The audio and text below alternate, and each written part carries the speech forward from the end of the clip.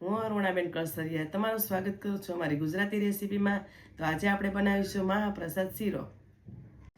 એક વાટકી આપણે ઘી લીધું છે, એક વાટકી રવો લીધો છે, એક મોટો વાટકો આપણે દૂધ લીધું છે, આ કાજુ બદામ લીધા છે, આપણે દ્રાક્ષ લીધી છે, ખાંડ લીધી છે એક વાટકી, થોડા આપણે ઇલચીનો પાવડર લીધેલો છે વાટીને, થોડીક સિંગના દાણા લીધા છે.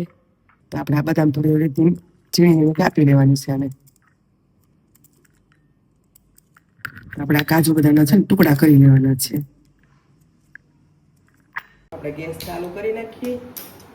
તો આપણે હવે એને દૂધ ગરમ કરવા મૂકી દેવાનું છે. પહેલાં આ દૂધ છે ને એકદમ ફળફળતું ઉકળતું કરી લેવાનું છે. અને આપણે પહેલાં ઉકળી જવા દેવાનું છે. આને દૂધ આપણે ગરમ થઈ ગયું છે બરાબર છે, ઉફાળ આવી ગયું છે. તો આપણે હવે ગેસ બંધ કરીને સાઈડ પર લઈ લેવાનું છે. એક આપણે તવિયું મૂકી દીધું છે બરાબર. તો આપણે એની અંદર હવે ઘી એડ કરી દઈશું. ઘી ગરમ થઈ ગયું છે. તો હવે આપણે અંદર રવો એડ કરી દઈશું.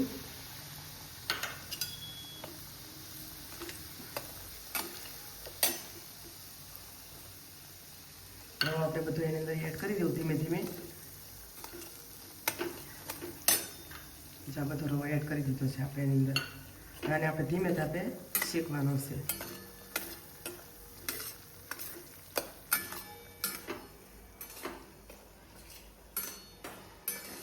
આ રવો શેકાઈ જાય બહુ એટલે બહુ સરસ હળવો એકદમ ફૂલ જેવો થઈને ત્યાં સુધીને શેકાવા દેવાનો છે. એકદમ ધીમા તમે બહુ મસ્ત રવો બને છે. આ આપણે સત્યનારાયણ ભગવાનનો પ્રસાદ બનાવીને એમાંય ચાલે ને ગણપતિને પણ ધરાવા થાય. સ્વાદમાં ખૂબ જ સરસ બને છે. આ જો ધીમે ધીમે શેકાવા લાગ્યો છે ને આ રવો એકદમ હળવો ફૂલ જેવો થઈ જવા દેવાનો છે ને બરાબર.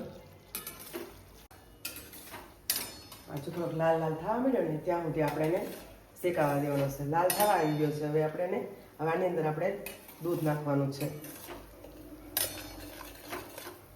તો આપણે ધીમે ધીમે કરીને દૂધ નાખવાનું છે.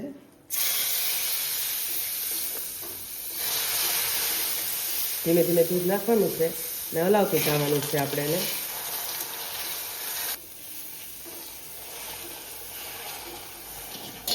જોતા મુજબ અંદર દૂધ નાખી દેવાનું આપણે. પછી બરાબર મિક્સ કરી લેવાનું.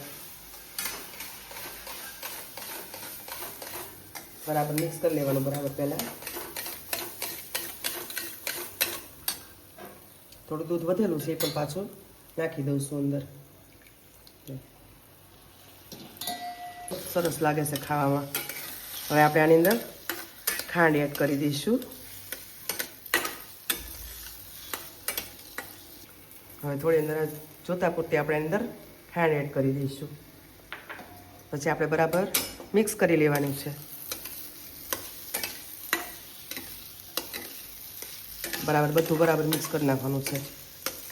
ખાંડ ને રવો ને બધું એક સરખું મિક્સ થઈ જાય.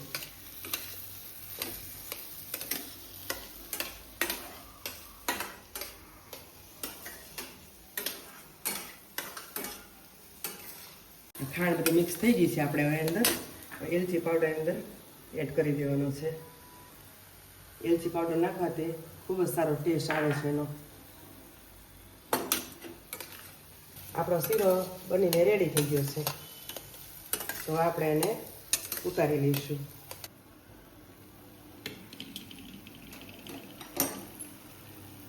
તો આપણે હવે અંદર થોડા કાજુ બદામના ટુકડા નાખી દેવાના છે, થોડી દ્રાક્ષ નાખી દેવાની છે અને બધું બરાબર. તો આપણે હવે બધું મિક્સ કરી લેવાનું છે. મિક્સ થઈ ગયું છે બધું. આપણે હવે એને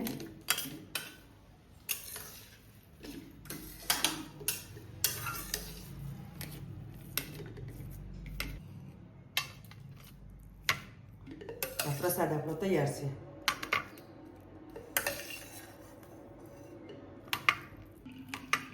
તો આપણે આ શીરો બનીને રેડી થઈ ગયો છે. તો આપણે એને હવે ઉપર કાજુ બદામ વેરી દેવાનું છે. આ બધું આપણે કાજુ બદામ વેરી દીધું છે. થોડીક આપણે દ્રાક્ષ વેરી દઈશું. થોડા આપણે સિંગદાણા ઉપર વેરી દઈશું. તો બધો પ્રસાદ આપણો તૈયાર છે.